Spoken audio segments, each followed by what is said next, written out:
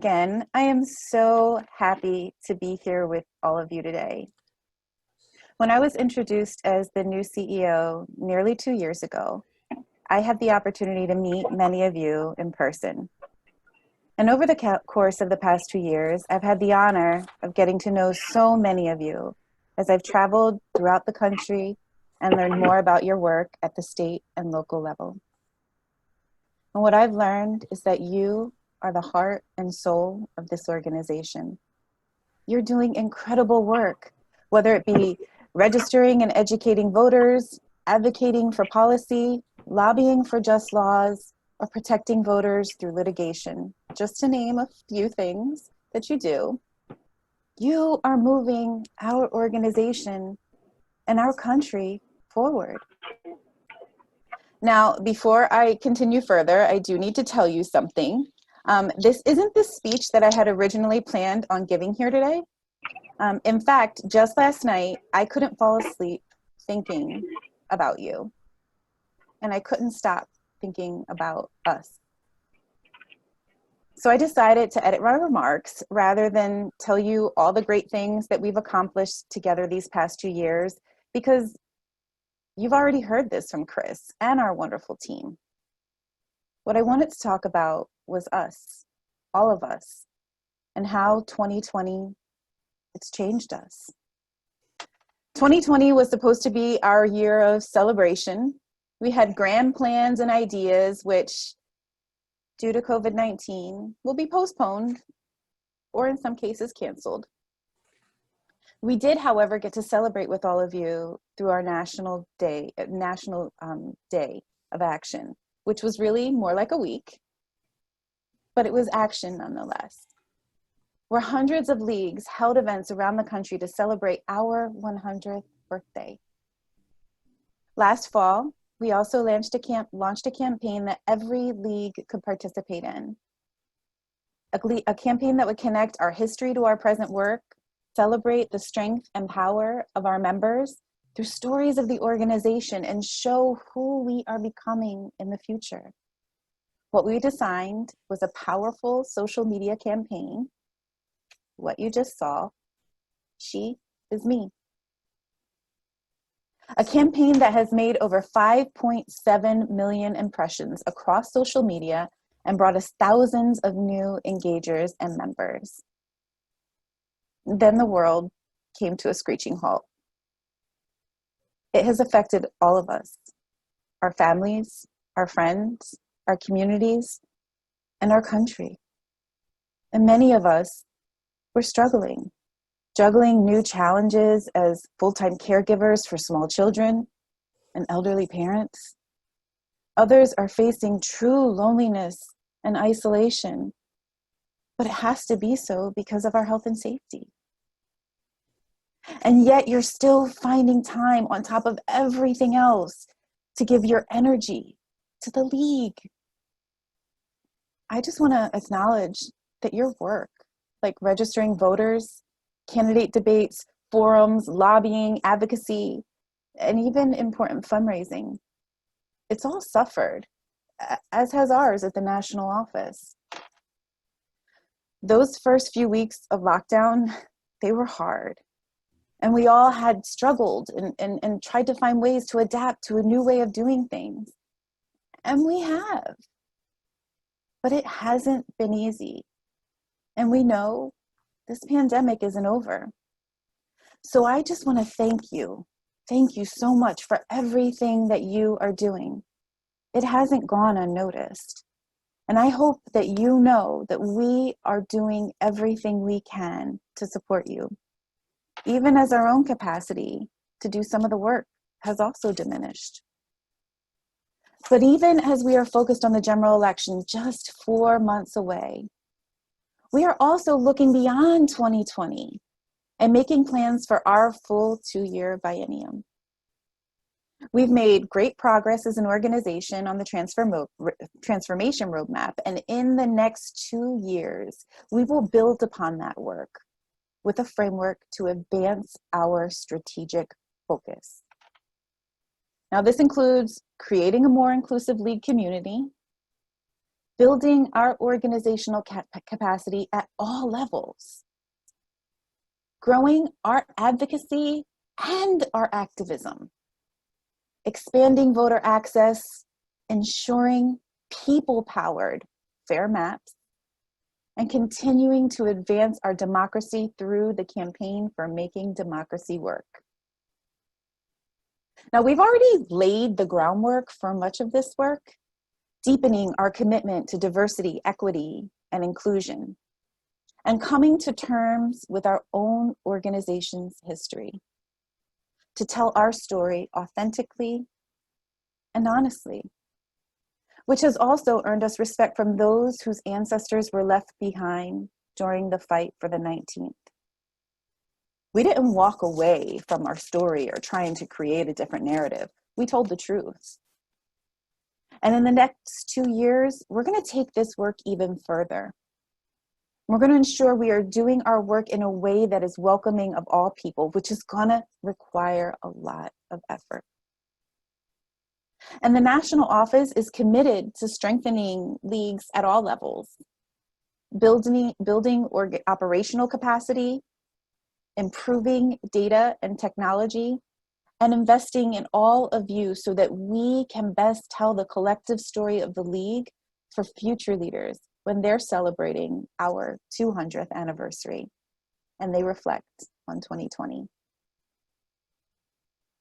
When we started this transformation journey, we didn't know that we would find ourselves preparing for the most partisan and contentious election of most of our lifetimes. But we were made for this challenge. Everything that we have done until now, it was just a down payment on our ability to stand in this moment, ready to finish the fight. And we will. We must stand in our power. We must speak up for what is right and just. Now, I know this is not going to be easy. For some, you will have to stand firm as people accuse you of being partisan when you know you are just standing in decades of league positions. And this, honestly, it's been a big pain point for our organization, confronting what it means to be nonpartisan when our core mission and beliefs are under attack. And unfortunately, most often from one side. There are some who say we can't even mention party names or that we should just stick to educating voters on the positions of both parties. And when it comes to certain things, it's easy. That's how we empower voters, by educating them on the issues. But our mission is to empower voters and defend democracy. How are we defending democracy if we aren't standing up for it when it most matters? When democracy is attacked, we can't stay neutral. We must stand in our positions and advocate for what is right and just. We must stand in defense of the Constitution. I mean, after all, nonpartisan doesn't mean that we don't have positions or opinions. It doesn't mean that we can't call out bad behaviors of elected leaders or thank those who are our champions. And it doesn't mean we can't criticize bad policy. Being nonpartisan, it means that we are not beholden to any party or candidate. We don't endorse or support them, but we also don't attack them. We promote civil discourse, and we need to be respectful. But that doesn't mean that we can't disagree, as long as it is based on and rooted in our organization, positions, values, and beliefs. At least for me, that's what I believe it means to be nonpartisan. But here's what it comes down to. The matters we're working on shouldn't be partisan. For decades and decades, they weren't partisan. Over the years, the League's work has had its share of supporters and detractors from across all of the political spectrum. And it's only in recent years that the rollback of voting rights, the lies and the scare tactics, the so-called legislative solutions in search of a problem that have the real world effect of restricting access to the ballot box, especially for poor people and Black, Indigenous communities. It's only in recent years that there's been a strictly partisan line drawn on these matters. Now, don't get me wrong, these tactics, they've existed for a long time. But now one side uses them for political advantage. Now, whether that's because they don't think they can win on their ideas, or they simply reject the idea of more people being able to vote, I can't tell you. But the League is doing what we've been doing for 100 years. So if one side is now pointing at us and saying our issues are partisan, it's because one side has walked away from decades of something that should always remain nonpartisan, making our democracy freer and more inclusive. Now, I will say, I know that there are some who are going to agree with me, and others simply won't. And that's okay. And that's why I'm looking forward to a healthy discussion about what being nonpartisan means in the upcoming biennium, because it's something we simply must define more clearly for our organization.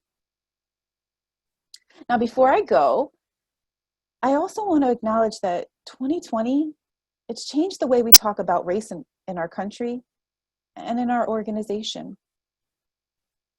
As the mother of 2 Black sons, I can't tell those of you who don't have Black children what it feels like to worry about your child being killed by police because of their skin color.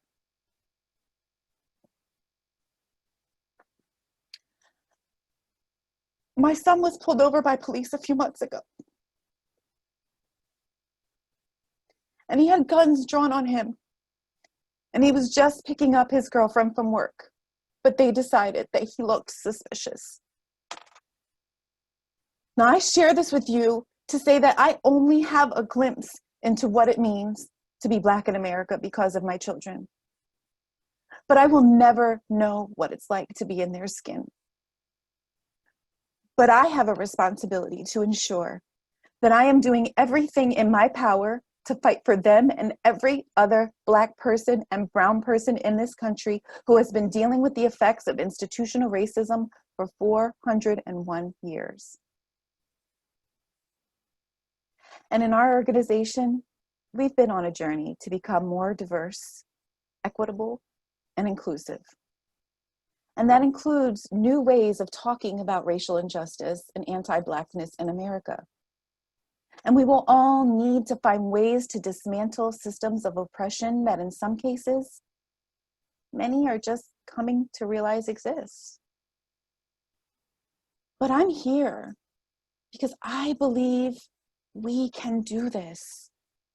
And I believe that you can do this. Our founders knew that true democracy derives from casting our votes and raising our voices.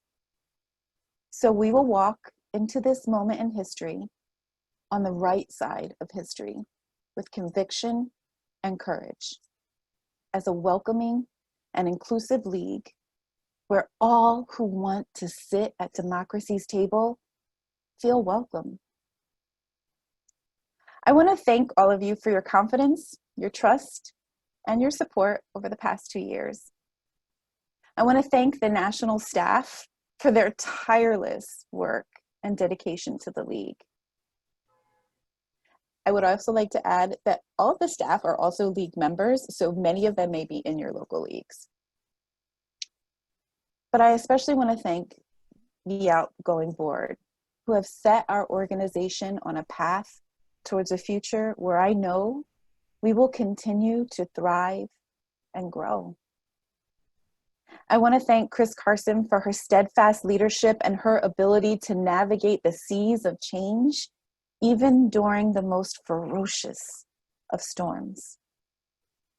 And last, I want to welcome Dr. Deborah Turner and our incoming board as they steer us into the next century, and who I trust will do so with determination, bravery, and lots of gumption. I want to thank you all so much. I look forward to the rest of the convention, and I look forward to hearing from all of you in the upcoming biennium and working closely with you to make our league the most successful it has ever been. Thank you all so much.